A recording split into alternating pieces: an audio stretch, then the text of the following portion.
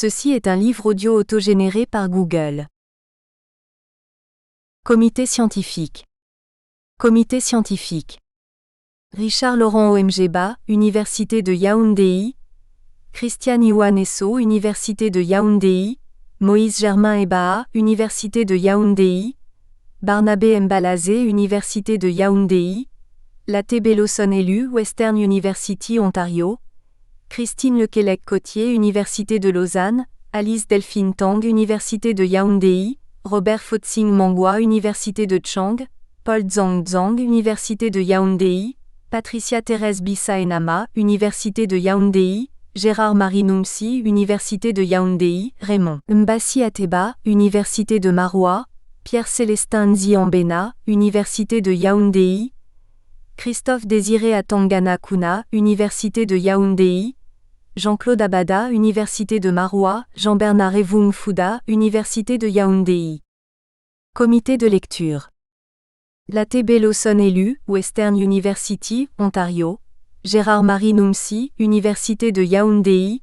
Jean-Claude Abada, Université de Maroua. Emmanuel Bruno Jean-François, Associate Professor, Pennsylvania State University. Christian Mbarga, Associate Professor, Saint Thomas University Fredericton, Canada. Vincent Simedo, Associate Professor, Dalhousie University. Henri Biaé, Associate Professor, St. Thomas More College University of Saskatchewan. Ader Abelgouda, Université de Maroua. Pierre-Suzanne Yenga, Université de Yaoundé. Stéphane Amougou-Ndi, Université de Yaoundé. Cheikh Mohamedou Diop, Université Hassan Sheikh Zingikor. Yvette Marie-Edmé Abouga, Université de Yaoundé. Venant Elondou, Université de Yaoundé. Stéphanie Angola, Université de Yaoundé. Louis-Hervé Ngafomo, Université de Yaoundé. Raphaël Ngwe, Université de Yaoundé. Jean-Marie Yombo, Université de Ngaoundéré. Laurent Assipolo, Université de Douala. Introduction. À la quête des territoires symboliques, Richard Laurent OMGBA et Yvette Marie-Edmé ABO-UGA. Une œuvre est complète quand elle est partout parfaitement délimitée, mais en même temps illimitée et inépuisable. Il faut qu'elle ait voyagé à travers les 3 ou 4 continents de l'humanité, non pour limer les angles de l'individualité de l'auteur, mais pour élargir sa vision, donner à son esprit plus de liberté et de pluralité interne, et par là même plus d'autonomie. Friedrich Schlegel, Entretien poétique. En mars 1996, le Collège de France accueille pour la première fois un écrivain à la chaire annuelle de création artistique. Il s'agit d'Alain Mabankou, un franco-congolais, dont la leçon s'intitule « Lettres noires, des ténèbres à la lumière ». 3 ans plus tard, Yannick Lahens inaugure la chaire annuelle « Monde francophone », créée pour 3 années en partenariat avec l'Agence universitaire de la francophonie. Littérature haïtienne, Urgence d'écrire, rêve d'habiter. Ainsi s'intitule son enseignement introductif du jeudi 21 mars 2019. Ces 2 auteurs déclinent des figures de nomades intellectuels, 4 à la lumière de leur parcours déterritorialisé, étant entendu que dans le mot nomade, se révèle fort opportunément comme dans une anagramme, le mot monde. Le Collège de France ainsi, dans son projet d'ouverture au monde, accueille ceux qu'on pourrait nommer passants considérables, 5 en se déterritorialisant à son tour comme le dit si bien Alain Prochiantz, administrateur du Collège de France de 2015 à 2019. L'hospitalité marque la politique de notre institution. Nous ne sommes pas le collège d'une France recroquevillée. Cette heureuse rupture surgit dans une double intention dialectique entre errance et résidence. Autrement dit, ce mouvement d'accueil des figures du dehors préfigure un début fertile de nouvelles géographies mentales au sein même des institutions académiques françaises. Yannick Lahens l'exprime en ces termes. Faire advenir les mondes francophones exige de passer par de nouvelles narrations qui rendront plus audibles les savoirs, les cultures, les altérités qui les constituent. Cela signifierait que la France, face aux mutations de la globalisation et aux nouvelles affirmations épistémologiques en cours, reconsidère ses relations avec ses anciennes colonies pour mieux penser le contemporain. Autant dire que les pensées contemporaines francophones s'inscrivent désormais dans un vaste mouvement de décolonisation des savoirs et des esprits. Cette exigence de décolonisation épistémique leur permet de faire éclater les territoires imaginaires habituels et cadrés. À ces deux événements majeurs qui éclairent ce projet sur les francophonies nomades, on peut adjoindre celui qui aurait dû avoir lieu à Gdańsk en Pologne dans le cadre du congrès annuel du CIEF, Conseil international d'études francophones, en juin 2020 et qui portait sur les solidarités francophones. C'est dire que les mondes francophones gagnent en légitimité dans leurs urgences esthétiques et leur rêve d'habiter des mondes non figés. Roland Barthes rappelle judicieusement que la littérature, en semant le doute aux quatre coins de significations usuelles et des théories admises, révèle l'insoupçonné quand ses significations butent. Et que là réside son pouvoir, celui d'emmener les mots vers des territoires étranges et étrangers. Ou d'en recevoir. Au vu de tout ce qui précède, le projet Francophonie nomade. Déterritorialisation, reterritorialisation et enracinérance, est porteur de plusieurs insoupçonnés et impensés dans la dynamique des savoirs francophones actuels. Il s'agit de procéder au décryptage de ces inimaginés, qui mettent la francophonie en tension en la questionnant. Le titre à lui seul esquisse des opportunités de sens en lien avec les termes de référence du projet tels que migration, errance, déplacement, frontières, circularité, centre-périphérie, transhumance, déconstruction et paradoxe. Dans ce contexte, les singularités libres et nomades Deleuze 1969/166 qui construisent ce collectif redynamisent le concept de nomadisme.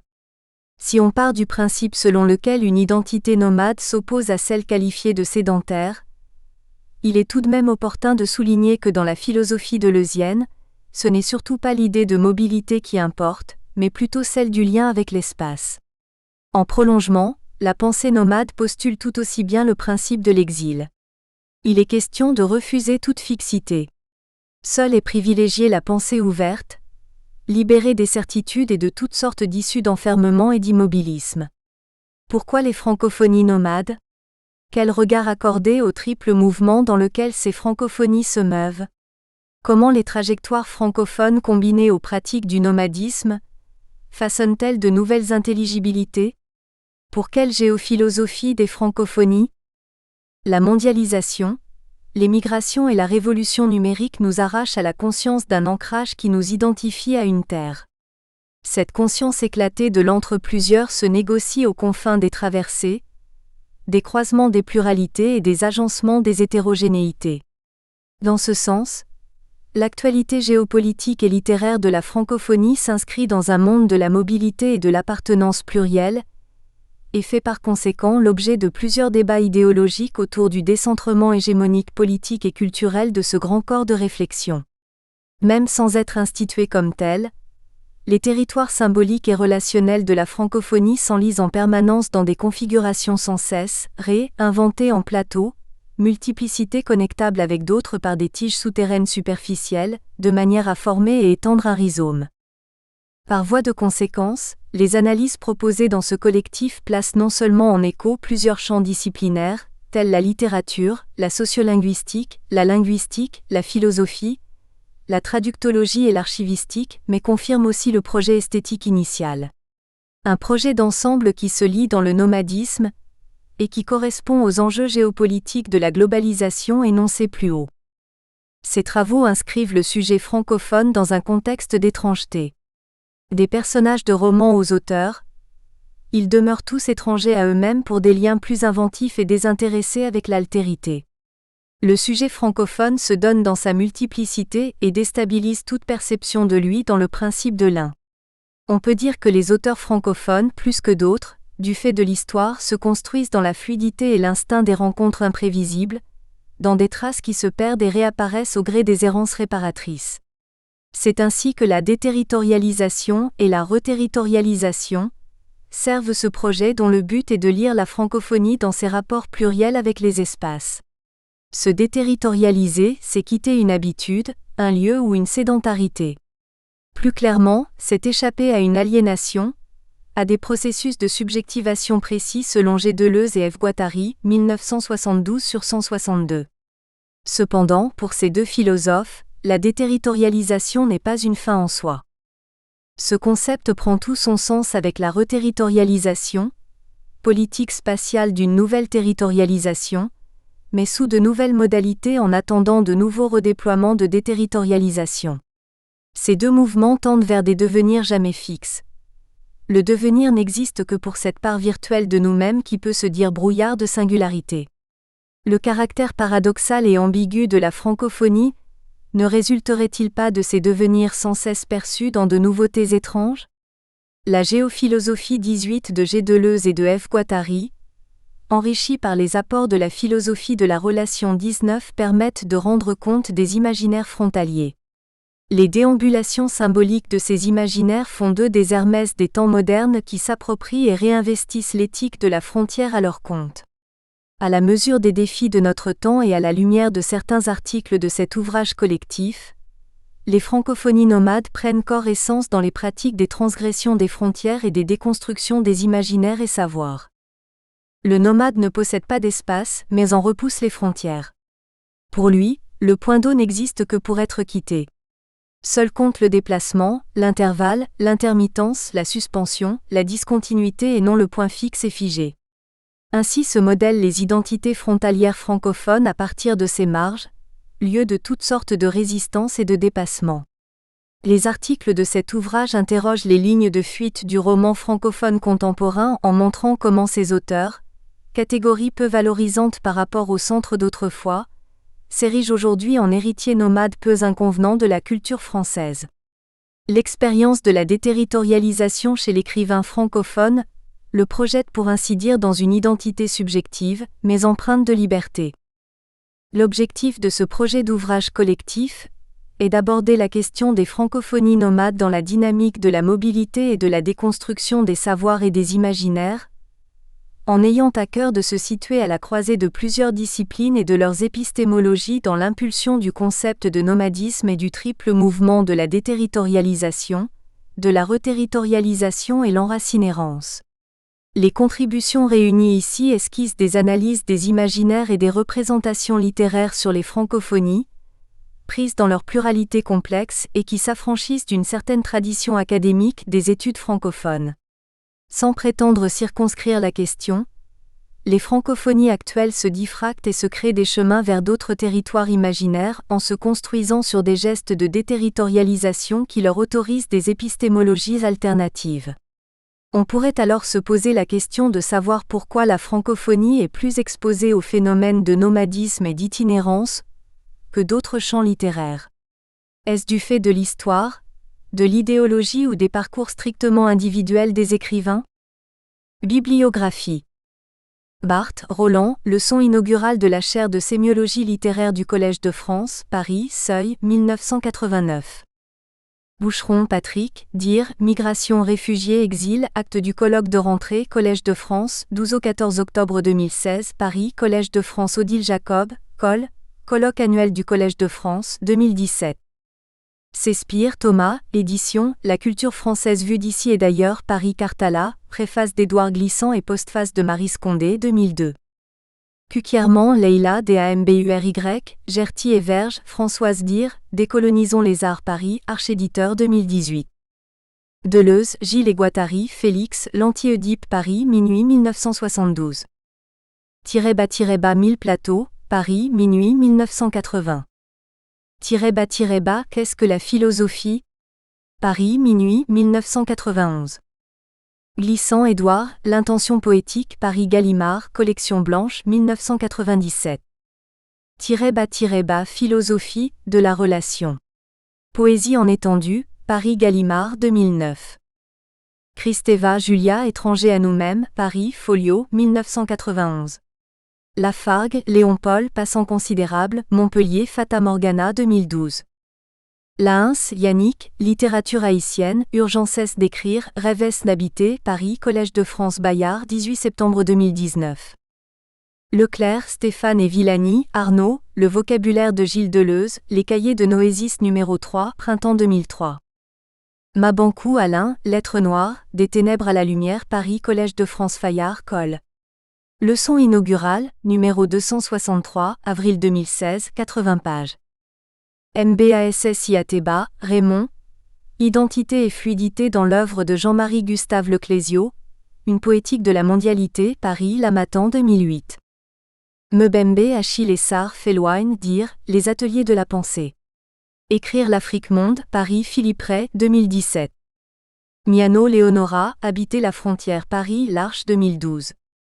Siebert Gérard, Hermès, Dieu des frontières, colloque de l'Association interuniversitaire de l'Est, Metz 1999, actes édités par J. Monsieur de Marolles, Frontières, en Europe occidentale et médiane de l'Antiquité à l'an 2000. Centre de recherche Histoire et civilisation de l'Université de Metz, 2001. White, Kenneth, L'esprit nomade, Paris Grasset 1987. __ La figure du dehors, Paris, Grasset, 1982. DE accent aigu territorialisation et désir de francophonie. Frontières fantasmées, frontières vécues, des figures nomades pour quels itinéraires francophones? Yvette Marie Edmé à BOUGA, Université de Yaoundé. Résumé. Le contexte mondial des déplacements transfrontaliers rend propice un cadre de réflexion sur l'expérience migratoire en littérature. C'est ainsi que le roman francophone contemporain projette des êtres dont les trajectoires en devenir suggèrent le dépassement de la frontière et manifestent des identités nomades. Il devient dès lors opportun de questionner, à la lumière des nouveaux paradigmes migratoires, les traversées des migrants et leur réimplantation dans un monde où les rapports humains sont teintés d'une grande méfiance à l'égard de l'autre et où rejet et répulsion n'empêchent pourtant pas une reterritorialisation forcée au cours de laquelle la conscience retrouve son territoire, mais sous de nouvelles modalités jusqu'à une prochaine déterritorialisation selon Gilles Deleuze. Mots-clés, frontières, nomades, déterritorialisation, reterritorialisation, devenir. Abstract. The global context of cross-border movements is a research framework for the migration experience in literature. Thus, the contemporary novel in French de people whose future trajectory suggests the crossing of borders and nomadic identities. It is therefore timely to explore, in the light of the new migratory paradigm, the crossing of migrants and their resettling in a world where human relations are characterized by mistrust towards the other and where rejection and repulsion do not prevent a forced reterritorialization during which consciousness regains its territory, but under new modalities up to a future deterritorialization according to Gilles Deleuze. Keywords, borders, nomads, deterritorialization, reterritorialization, future. Introduction. Homo sapiens est aussi et surtout un homo migrator. Depuis l'Odyssée, à Ulysse de James Joyce et à l'histoire d'Ovide, banni sur les rives de la mer Noire dans les Tristes, l'expérience migratoire cherche à être dite par des moyens reflétant les blessures et les métamorphoses de l'identité et de la parole. Dire la traversée nécessite des dispositifs expressifs qui se fixent dans des questionnements rattachés au thème de l'exil, de l'errance, des frontières et des dynamiques conflictuelles inhérentes à ces états. Le fait migratoire sans cesse réactualisé est ainsi à l'origine d'une importante production littéraire francophone mettant en relief le destin tragique du sujet migrant. Entre autres, sont prises en compte dans ces textes les trajectoires migratoires à travers la mise en mots d'improbables destinées au creux des vagues de la mer Méditerranée et d'autres espaces transitionnels ponctués de détours et d'escales funestes. Comment les phénomènes migratoires en contexte francophone postcolonial façonnent-ils de nouvelles identités nomades? Comment ces identités sont-elles traversées par de nouvelles subjectivités rhizomatiques? Extension biologique d'une plante vivace, le rhizome n'est pas une racine. Il ne descend pas sous la terre, mais s'étend horizontalement et se propage en diverses lignes. Dans ce sens, le rhizome se rattache au nomadisme originel qui est déterritorialisant. Cette réflexion s'engage à faire émerger des résonances autres des imaginaires francophones relationnels, dont les identités se construisent sur les principes d'enracinérance et d'arborescence. D'autre part, il s'agit aussi de voir de quelle manière ces imaginaires s'inscrivent dans les spatialités de l'intelligence mondifiante qui se construit en termes de devenir. Devenir qui n'existe que pour cette part virtuelle de nous-mêmes qui peut se dire brouillard de singularité. Les analyses qui vont suivre se déclinent en 3 mouvements impliqués les uns dans les autres. Pour une géophilosophie des imaginaires francophones. D'une rive à l'autre de l'Atlantique, la circularité des savoirs. Pour un écosystème relationnel. Allant de territoire en territoire, de mouvement en mouvement, de moment en moment, les figures nomades faisant l'objet de cette étude, dans leurs itinéraires francophones, s'installent dans des relations dynamiques qui les renouvellent en densifiant leur présence au monde. Si la frontière quadrille le sujet dans le but de le territorialiser dans un espace aux contours bornés, il n'en demeure pas moins vrai qu'il n'est de frontières qu'on outrepasse. Aucune n'a résisté à l'irrésistible volonté, ou nécessité de passer outre. Dans ce sens, le sujet migrant longe les lignes de fuite neuf en situation de déterritorialisation permanente. Délocalisé et sans territoire fixe, il réinvente continuellement ses parcours existentiels. Le cadre épistémologique de la géophilosophie emprunté à Gilles Deleuze s'ajustera à la critique postcoloniale et ses environnements philosophiques les plus immédiats, à l'exemple de la philosophie de la relation d'Édouard Glissant pour dire le monde ouvert. Dans sa poétique de la relation, Glissant esquisse l'idée d'un vieil homme ignorant en matière poétique, mais qui porte en lui la mêlée des terres, des histoires comme s'il s'agissait de chercher l'espace du monde à travers des sillons et les emmêlements. Cette image permet d'opérer une grille de lecture et d'analyse sur la manière dont les figures nomades, corps frontières, font entendre les multiples échos du monde. Pour une géophilosophie des imaginaires francophones. Le concept de déterritorialisation prend place dans le cadre d'une vaste réflexion philosophique, ayant pour thématique la géophilosophie. Dans Qu'est-ce que la philosophie ? 10 G. Deleuze consacre le 4e chapitre à la géophilosophie. Ce mot désigne le rapport du territoire et de la terre, parce que toute pensée se construit dans ce rapport. Plus explicitement, F. Guattari introduit à partir de 1980 l'idée que la pensée n'est pas uniquement ancrée dans l'ordre de l'histoire et du progrès, mais qu'elle se conçoit également dans ses liens avec l'espace. Contrairement à la vision spatialisante de Heidegger qui prend source dans le territoire natal donc local, G. Deleuze et F. Guattari expriment une pensée en rapport à l'être qui s'expérimente comme géophilosophie. En fait, il s'agit de la mise en scène de nouvelles cartographies imaginaires rendant possible une autre façon d'envisager la notion de frontière. Le territoire n'est donc plus ce qui limite. Il se pense comme un lieu de passage qui traverse les imaginaires en les fructifiant. D'autre part, en géopolitique, on sait ce que c'est qu'un migrant. C'est quelqu'un qui quitte un pays, la plupart du temps sous la contrainte, et tente de s'établir dans un autre pays. Mais en géophilosophie, qu'est-ce que cet état implique ? Tout d'abord, partir voir ailleurs, c'est sortir de soi. C'est se confronter à l'extériorité et à l'altérité. Nous sommes tous pétris d'ailleurs. Ensuite, cela établit un rapport sensible de nos corps avec les territoires ainsi qu'avec la terre. Sortir de chez soi renvoie à la rencontre avec l'autre au-delà d'une frontière qui se pose comme un lieu dynamique dans sa dimension profondément dialectique. C'est à la frontière que l'on se définit face à l'autre, dans un processus toujours mouvant. Les textes analysés esquissent opportunément des imaginaires frontaliers en construction dans des espaces où la limite devient potentiellement créatrice de liens. Dans Frères migrants, essai poétique de Patrick Chamoiseau, on peut lire l'origine des migrations et la question des frontières en ces termes. Sapiens l'Africain n'est pas né dans un lacis de frontières aiguisées, mais dans des écosystèmes ouverts, rythmés par les climats, les pénuries, les abondances, sécheresses et submersions, les ruptures et jonctions. Il a connu un lieu que ses mystiques étendaient bien au-delà des étroitesses du territoire. Un lieu-monde à l'énergie duquel il s'est conformé. Il est parti, s'est propagé dans les hasards. Et l'auteur de poursuivre. De migrance en migrance, Sapiens s'est construit dans le pire et le meilleur, en étendue d'abord, en profondeur enfin, en complexité pour finir, et tout recommencer. Mais sur quoi se fondent les élans migratoires ? La guerre, la terreur, la peur, la souffrance économique, les désordres climatiques serions-nous tentés de dire. Mais il y a aussi l'appel secret de ce qui existe autrement, comme le souligne Patrick Chamoiseau. Dans l'absolu, rien ne peut arrêter l'homo sapiens. Le migrant pourra aller venir rester partir disparaître revenir survivre ou vivre dans le labyrinthe de ses rêves demeurés insondables. La plupart des migrants imaginent le lieu d'une arrivée. Ils sont habités par une vision surgie de la mondialité, sans doute aliénée, mais vision tout de même. Et cette vision rompt les verticalités du paysage, élargie, au-dessus des frontières dans l'ampleur illimitée de ses horizontalités.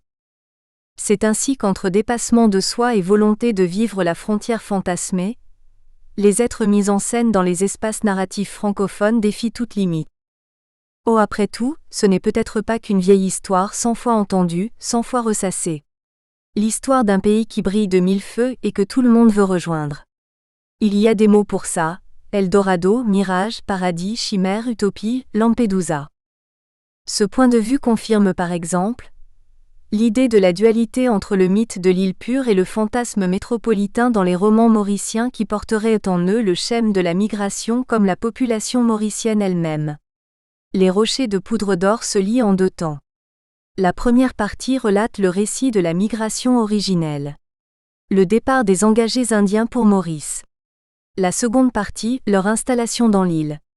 Pour Natacha Apana, la migration des Mauriciens serait le fait d'un malentendu puisque ne s'engageaient que des personnes pauvres rêvant d'un avenir socialement meilleur. Badi s'évade ainsi au-delà de la mer tout en sachant qu'au-delà du Kalapani n'existait que le malheur, le soufre de l'enfer et les ris des âmes errantes. Au lieu de Maurice, il entend Méric et croit comme les autres que sous les rochers se cache de l'or. Ce voyage traumatique initial est régi par un système économique de profit et d'exploitation appelé engagisme, mis sur pied après l'abolition de l'esclavage.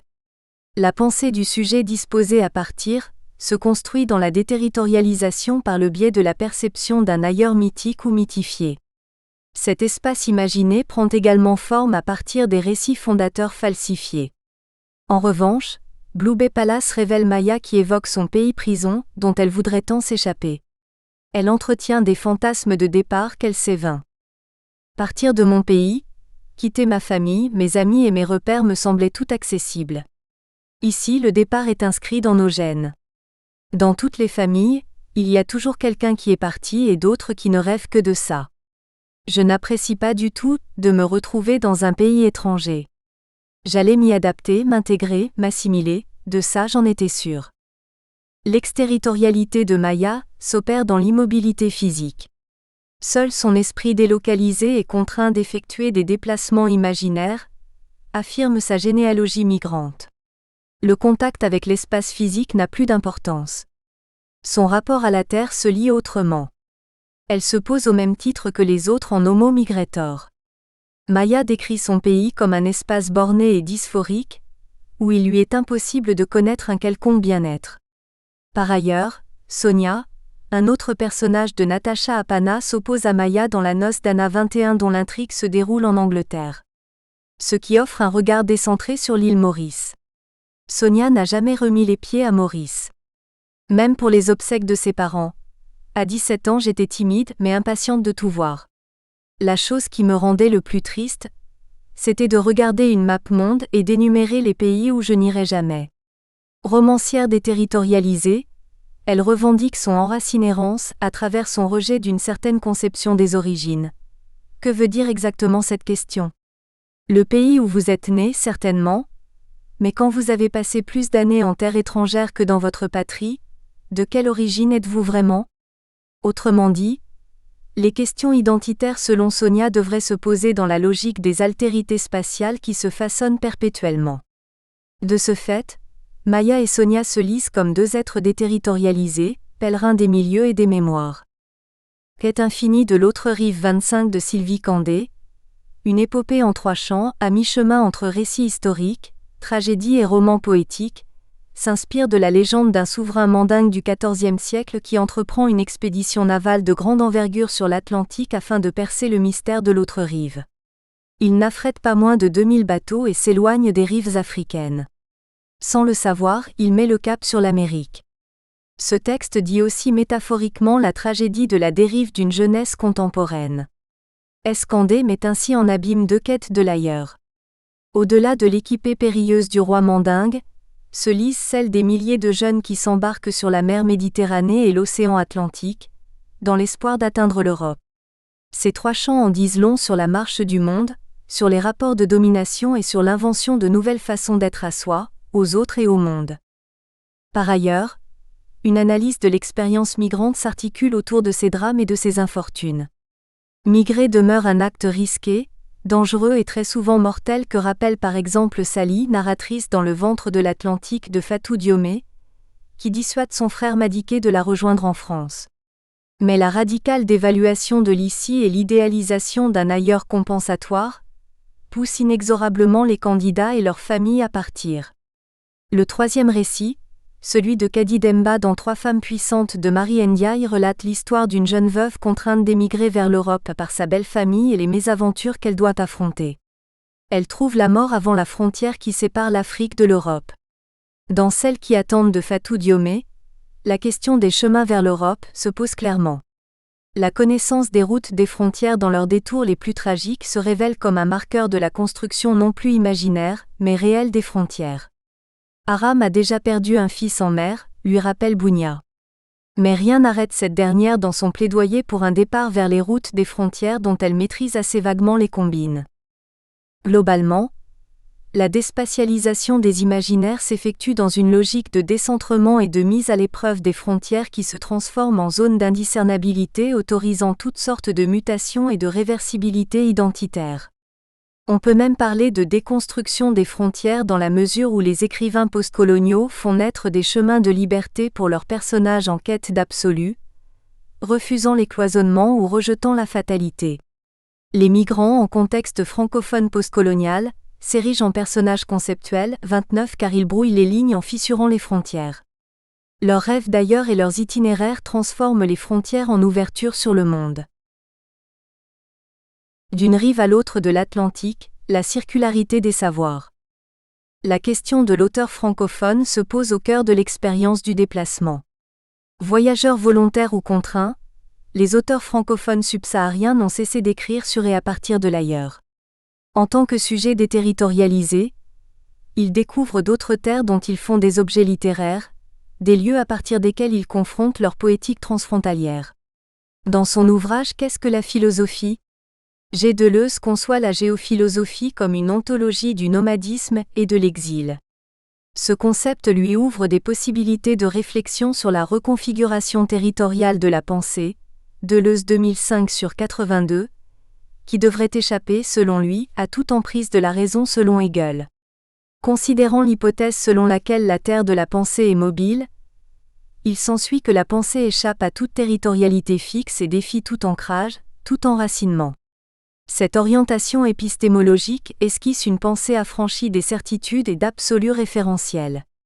Cela pose dans notre contexte d'étude la dynamique de la circularité des savoirs et leurs auteurs considérés dans leurs ouvertures aux territoires autres. Il s'agit ici d'interroger les auteurs francophones comme des figures nomades qui se ramifient dans des espaces d'exterritorialité et d'étrangeté obligeant toute pensée à se lire dans le mouvement.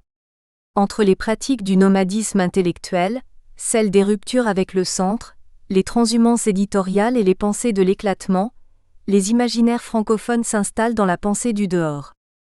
Dans un entretien qu'accorde Boniface Mongo Mboussa à Henri Lopez, Poto Poto ou la métaphore du métissage, ce dernier affirme. J'écris, dit-il, pour dépasser ma négritude et élever ma prière à mes ancêtres les Gaulois. Gaulois de toutes les races s'entend, de toutes les langues, de toutes les cultures. Car c'est pour moi que Montaigne s'est fait amérindien, Montesquieu persan et Rimbaud nègre. C'est pour m'aider à déchiffrer l'Afrique que Shakespeare a fait jouer ses tragédies, que Maupassant m'a légué ses nouvelles. La pensée métisse qui émerge de ce discours révèle l'énergie créatrice de l'errant circulaire. Une énergie qui tient à s'échapper aux fixités, en faisant l'éloge de la mondialité à travers celui des migrants intellectuels. Par ailleurs, Une enfant à Poto Poto est peuplée de lecteurs, d'artistes et d'écrivains. L'auteur met en scène le retour de la narratrice et romancière Kimia au pays natal. Je reviens souvent au Congo. Ces cures d'Afrique me sont nécessaires, elles m'alimentent. Je vis à l'étranger, mais la substance de mes romans est une pâte extraite de la terre africaine.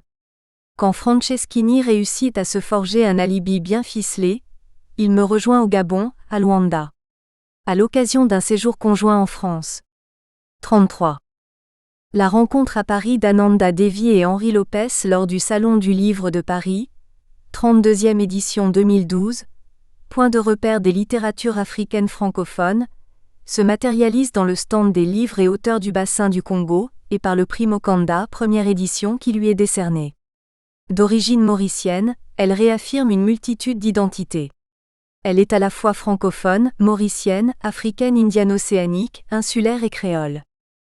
Je suis constitué de tant d'ailleurs que je n'ai pas vraiment d'ici et que je vis sans cesse sur les frontières, y compris géographiquement. Et ainsi, j'aime, contrairement à ceux dont les identités se fichent de plus en plus, écrire à partir de mon élasticité, d'une sorte de matière spongieuse et multiforme qui ne peut être inscrite de force dans un qualificatif quelconque ni enfoncée dans un moule trop étroit. Autrement dit, le nomadisme se lit dans la poétique relationnelle qui montre dans ce contexte d'analyse le surgissement d'une nouvelle géographie littéraire francophone. Les vieilles hiérarchies tendent à s'abolir. Les scènes périphériques tendent à disparaître pour faire place à une circulation des mondes, afin de vivre tous les faisceaux du monde dans un rapport total de liberté. Les auteurs francophones deviennent pour cela des passeurs de monde dans ce processus. Et plus que jamais, porteurs de potentialités inadvenues. L'expérience du Festival international du livre et du film, Étonnant Voyageur, a lieu chaque année à Saint-Malo depuis 1990. Ce festival prône un redéploiement vers l'ailleurs. En 1990, j'étouffais dans le paysage étriqué de la littérature française. L'idée d'origine était de contrer la mode dominante, à savoir le formalisme d'une littérature avant-gardiste n'ayant pour objet qu'elle-même. À mes yeux, la littérature n'est jamais aussi vivante et foisonnante que lorsqu'elle dit le monde.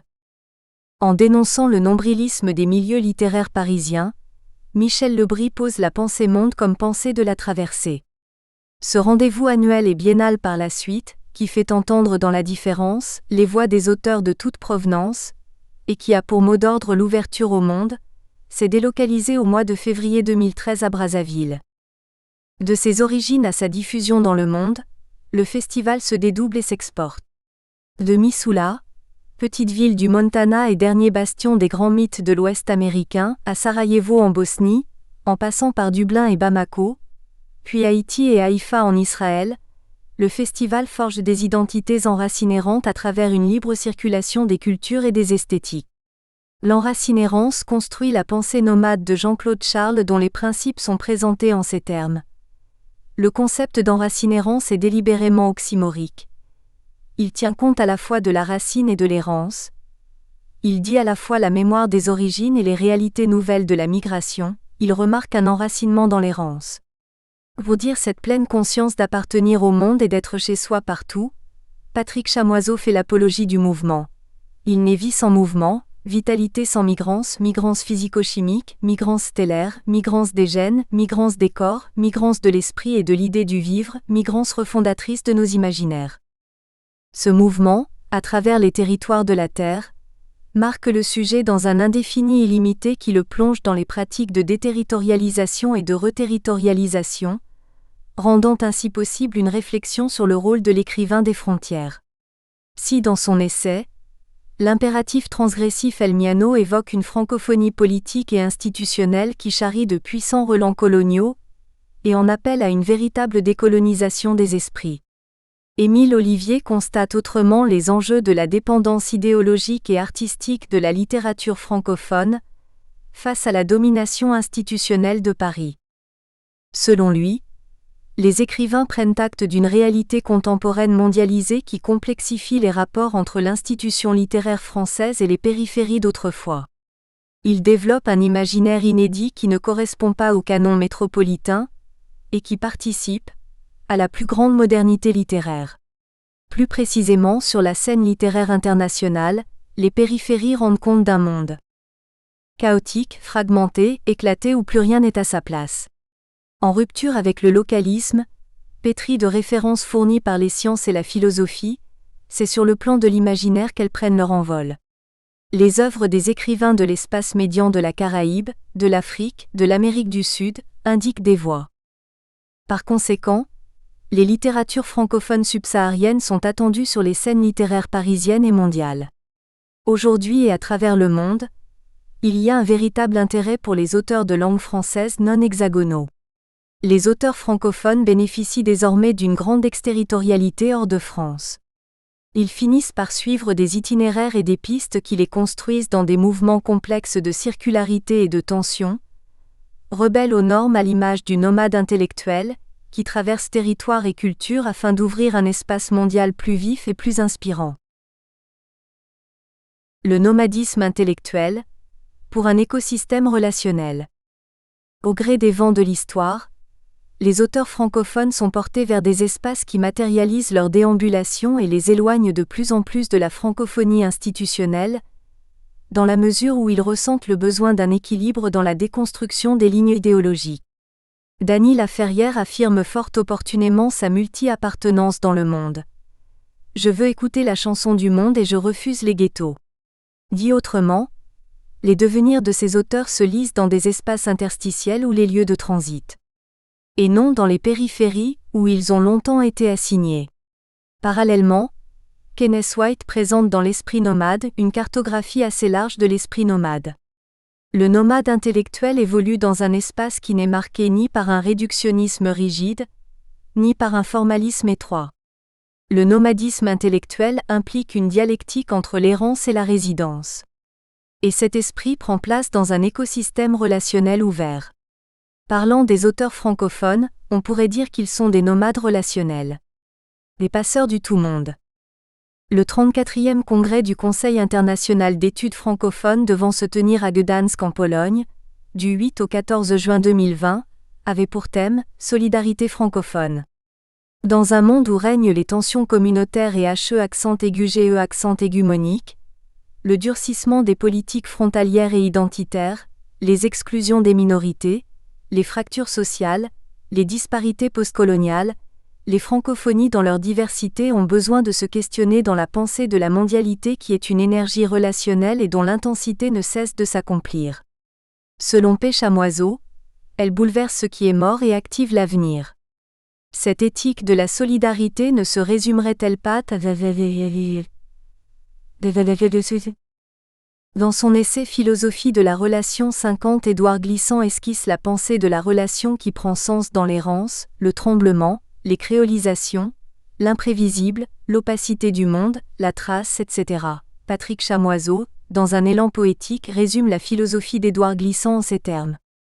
Glissant, quittant les fixités, suivant les fulgurances d'une pensée du divers, philosophe confrontant l'étendue, poète des lieux de l'impensable, penseur de l'autre de la pensée, pour refuser de leur laisser le monde disait tout monde.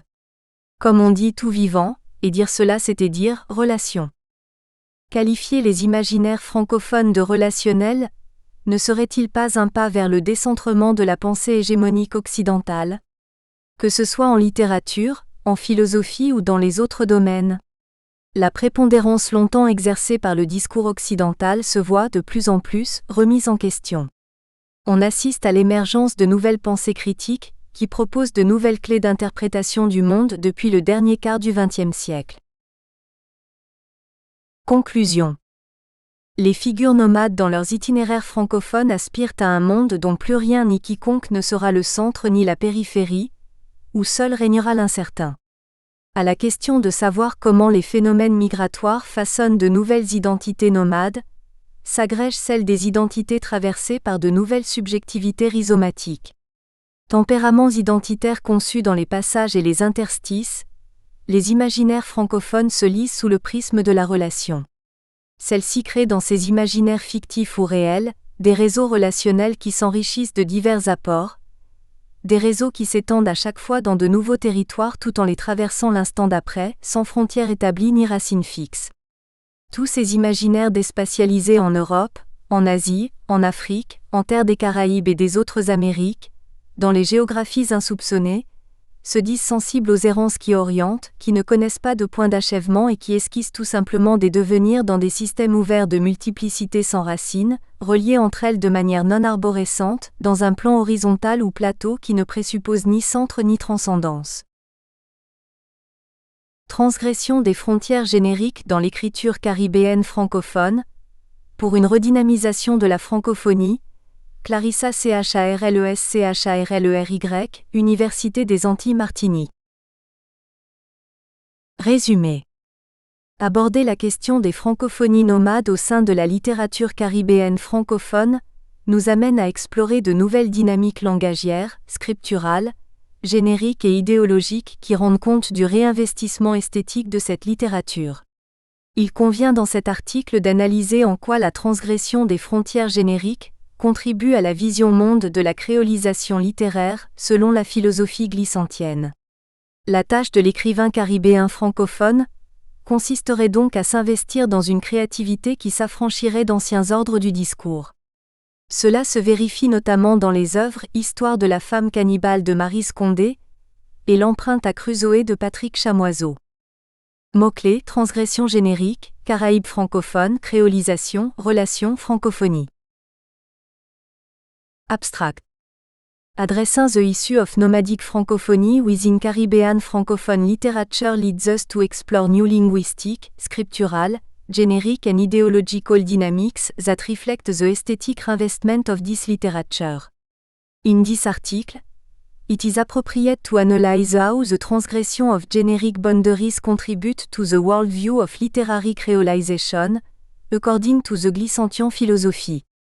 The mission of the Caribbean francophone writer is to invest himself in a creativity that should no longer be blocked by the old orders of discourse, the old poetics or gender theories, and this can be seen in particular in the works Histoire de la femme cannibale by Maryse Condé and L'empreinte à Crusoé by Patrick Chamoiseau. Keywords, générique transgression, francophone caribéane, créolisation, relations, francophonie. Introduction. La tendance contemporaine est au décentrement de la culture majoritaire occidentale et à la reconnaissance du pluralisme des orientations culturelles, des formes de vie et des liens identitaires. La Caraïbe appelant à l'hétérogénéité, des écrivains proposent une poétique nouvelle axée sur la remise en question du modèle archaïque et une conception décloisonnée du monde. La figure de l'autre, en relation avec laquelle le moi se configure, traverse dans ce cas le sujet postmoderne. La littérature antillaise telle qu'elle se présente aujourd'hui met en lumière les différents facteurs idéologiques et philosophiques qui ont conduit à un tel rayonnement transgressif. Cette littérature est envisagée de façon à traduire le monde comme chaos dont il faudrait admettre l'irréductible désordre, porteur de vie et de mort, de contacts imprévisibles qui engendrent des créolisations incessantes que tout homme devrait observer. Dans ce cas, le travail de déconstruction et de dépassement des frontières des genres littéraires par des écrivains caribéens francophones s'intègre inéluctablement dans cette perspective d'un rapport nouveau au monde. L'œuvre postmoderne aborde la diversité du monde, où les différences se relatent et s'organisent dans un ensemble de correspondances. Aussi, comment les textes littéraires, mobiles et décentrés, illustrent-ils la manifestation d'identité et d'esthétique mouvante ? En quoi le mélange des genres contribue-t-il à cette vision monde de la créolisation littéraire ? Ce travail d'hybridité transfrontalière et générique peut-il être l'expression d'une francophonie ? Histoire de la femme cannibale de la Guadeloupéenne Maryse Condé et L'empreinte à Crusoé du Martiniquais Patrick Chamoiseau s'inscrivent pertinemment dans cette poétique anticonformiste et nomade que nous analyserons. Vers une poétique postmoderne rhizomique. La question du décentrement dans la littérature caribéenne est au cœur de nouvelles réflexions identitaires, et elle s'impose en tant que nouvelle vision d'un monde, de plus en plus décentré, détaché des idéologies européocentristes. La tradition culturelle de chaque peuple s'inscrit aujourd'hui de façon organique dans le contexte de la culture mondiale. Elle l'élargit, en modifie le contenu et en même temps, elle y acquiert une nouvelle interprétation en rapport avec les autres traditions, révélant ainsi une interconnexion entre les cultures. La tendance contemporaine est donc au décentrement de la culture majoritaire occidentale et à la reconnaissance du pluralisme des orientations culturelles, des formes de vie et des liens identitaires. La pensée postmoderniste défend contre l'idée de centre et de totalité, celle de réseau et de dissémination. Tandis que le modernisme affirme un universel, la vision postmoderniste dans la sphère caribéenne se fonde sur une réalité discontinue, fragmentée, archipélique et modulaire, où la seule temporalité est celle de l'instant présent et où le sujet lui-même décentré découvre l'altérité. Cette vision nouvelle d'ouverture à l'autre suggère ainsi une redéfinition de la notion de différence qui se veut positive au sens qu'elle produit la diversité et la multiplicité en même temps que les singularités irréductibles. Chaque humain est pris dans son histoire, mais cette histoire est traversée par l'histoire de tous les autres, chaque langue se parle et chaque littérature s'écrit en présence de toutes les autres. La relation est un contenu psychique, une structure symbolique, totalité des cultures inscrite en chacun de nous. Courcil 1999/99. Il s'agit de valoriser l'ouverture à l'altérité et de remettre en question la légitimité du nationalisme symbolisant le projet inachevé de la modernité. C'est dans une relation entre le soi et les autres, fondée sur un principe d'échanges interpersonnels que se construisent les paradigmes contemporains de l'identité et de l'altérité. Naître au monde, c'est concevoir vivre, enfin le monde comme relation, comme nécessité composée, réaction consentie, poétique et non morale, d'altérité. Glissant 1997/21. Il s'agit de construire une personnalité instable, mouvante, créatrice, fragile, au carrefour de soi et des autres. Une identité-relation. Des écrivains caribéens francophones, s'appuyant sur ces concepts subversifs, proposent à leur tour une littérature qui rend compte d'une identité au carrefour des mondes, synthèse des cultures du monde grâce au processus de créolisation. L'archipel de la Caraïbe, comme tout autre archipel, est le lieu de la créolisation, autrement dit la rencontre sur un même territoire d'éléments culturels d'origines diverses qui, en s'entremêlant, produisent la réalité créole.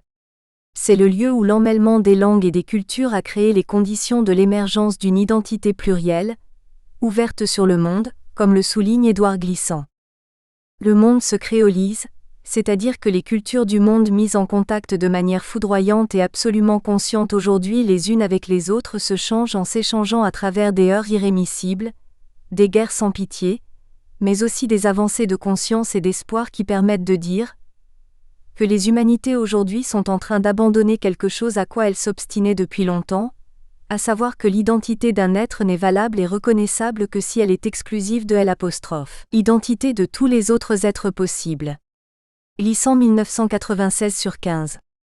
La créolisation est une des expressions de la relation, en tant qu'acte, processus continuel, ouverture de l'imprévisible du fait de l'arrivée incessante des populations sur la terre des Amériques, qui empêche l'établissement d'une identité figée et statique, puisque l'identité est à chaque moment redéfinie par de nouveaux apports.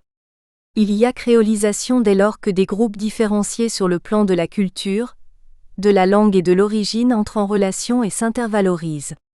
L'expérience de la cale constitue d'ailleurs le point de départ du processus de créolisation puisque dans l'antre du négrier, les esclaves qui parlent la même langue sont séparés et une fois débarqués, ils entrent en contact avec d'autres esclaves issus de tribus diverses et produisent de nouveaux parlers, de nouvelles pratiques culturelles, des langages dits créoles. À cette expérience de la cale s'adjoint la terrifiante expérience du gouffre qui, selon Glissant, est la chose la mieux échangée entre les peuples. Les esclaves qui l'ont expérimenté savent qu'ils sont désormais dans la nécessaire relation au monde et aux autres pour continuer à survivre. Pour ce peuple, naître au monde, trouver sa parole, faire jaillir l'identité reste possible à la condition de rassembler ses mois disjoints. Bellugue 1999/47. Dans ce cas, la connexion ne s'effectue pas seulement entre hétérogènes, elle produit en elle-même de l'hétérogène en créant du nouveau, en introduisant de la différence. Elle n'a donc plus pour fonction d'unifier les différences, c'est elle au contraire qui en connectant produit de l'hétérogène. Le sujet antillais vit par conséquent dans un cas au monde, c'est-à-dire le choc, l'intrication, les répulsions, les attirances, les connivences, les oppositions entre les cultures des peuples dans la totalité monde contemporaine. Il s'agit du mélange culturel, qui n'est pas un simple melting pot par lequel la totalité monde se trouve aujourd'hui réalisée. Glissant 1996/82. Ainsi aujourd'hui, beaucoup d'œuvres littéraires caribéennes francophones orientées vers cette perspective se veulent avant tout des lieux propices de paradoxes, révélant une poétique anticonformiste basée sur l'élément axiomatique de la mixité qui accompagne l'effort de changement. Pour Glissant, la présence du monde se manifeste avant tout par des modalités scripturales, d'où le fait de privilégier l'expression écriture-monde, qui prend davantage en compte la scénographie scripturale. Les procédés de créolisation et de déconstruction des codes génériques participent de cette vision monde. Sous l'influence de cette identité composite, et pour mieux en rendre compte, l'écriture et l'écrit se modifient. L'identité-relation produit une écriture chaotique, ou du chaos, régie par une esthétique de la relation, de la mise en réseau et du décentrement, et opposée par là même à une écriture linéaire et totalisatrice. Une littérature de l'idée du monde peut être habile, ingénieuse, donner l'impression d'avoir vu la totalité, Elle vaticinera dans des non-lieux et ne sera qu'ingénieuse et hâtive recomposition. L'idée du monde s'autorise de l'imaginaire du monde, des poétiques entremêlées qui me permettent de deviner en quoi mon lieu conjoint à d'autres, en quoi sans bouger il s'aventure ailleurs, et comment il m'emporte dans ce mouvement immobile. Glissant 1997 sur 120. L'objectif est de transcrire la créolisation qui représente l'identité du peuple caribéen, et qui se révèle être un moyen de caractériser et de favoriser la multiplication des contacts, des échanges et des mélanges dans le monde contemporain.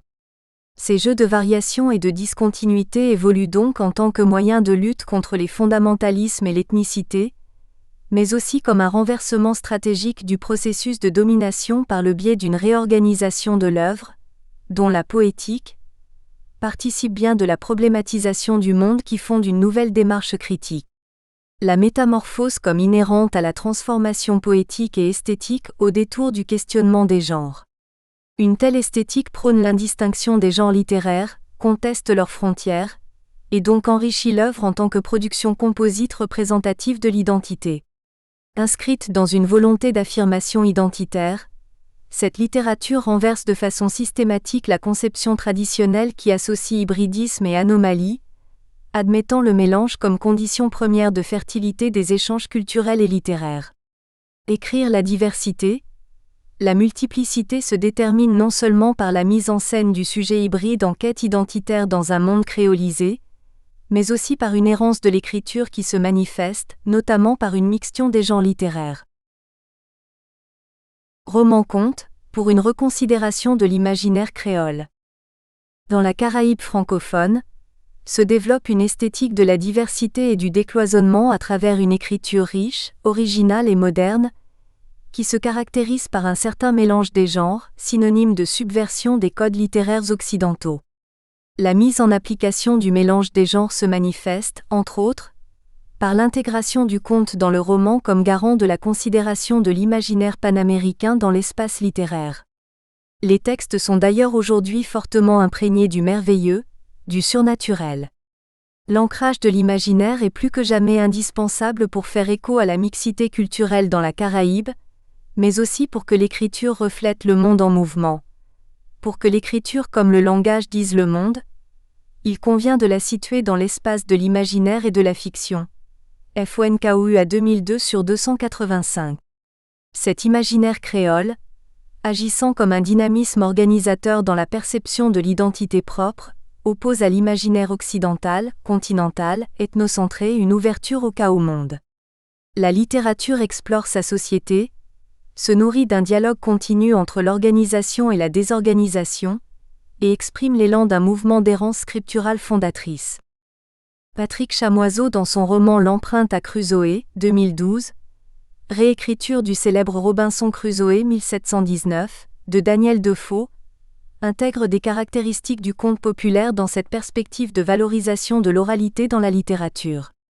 Il est vrai que ce procédé ne se distingue pas clairement par le mélange du style oral et écrit, comme c'est le cas dans la plupart des textes chamoisiens, mais nous observons tout de même des éléments spécifiques du conte créole qui bouleversent les codes romanesques. Tout d'abord, le roman dans sa globalité ne respecte pas les règles morphologiques. Les points sont inexistants et remplacés par des points-virgules donnant ainsi l'impression que le roman est raconté dans une seule et même phrase qui débute et se termine par le premier et le dernier mot du récit. Le point-virgule s'est imposé, peut-être l'idée du flux de conscience, de l'instabilité mentale, de la saisie qui ne raconte pas. Chamoiseau 2012 sur 282. Le narrateur-conteur Crusoé, bouleversé par cette expérience merveilleuse vécue, tient en haleine son lecteur public par cette phrase démesurée, interminable qui maintient le suspense.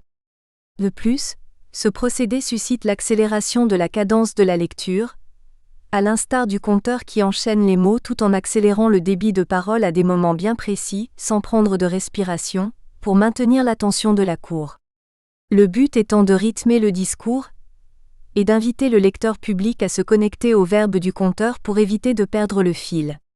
De ce fait, nous pouvons reconnaître le statut du marqueur de parole, Chamoiseau 1986 sur 6, de Chamoiseau qui semble faire partie de cette cour à l'écoute du conteur Crusoé qui ensuite transcrit mot par mot tout ce qu'il a entendu. Et Chamoiseau privilégie le jeu de Crusoé comme pour respecter sa prise de parole, et donc miser sur l'authenticité des propos exprimés par celui qui raconte son propre vécu. En tant qu'écrivain témoin auditif de cette prise de parole, il collecte, Crusoé parle, Chamoiseau écrit. L'écrivain prend note de l'ensemble des expériences surnaturelles vécues avec le paysage, les éléments de l'île qui contribuent à une refondation de l'identité et de l'histoire de Crusoé et qui, par là même, transportent le lecteur public dans un monde particulier, merveilleux, du fait même du mystère qui l'entoure et de l'attitude hermétique de Crusoé.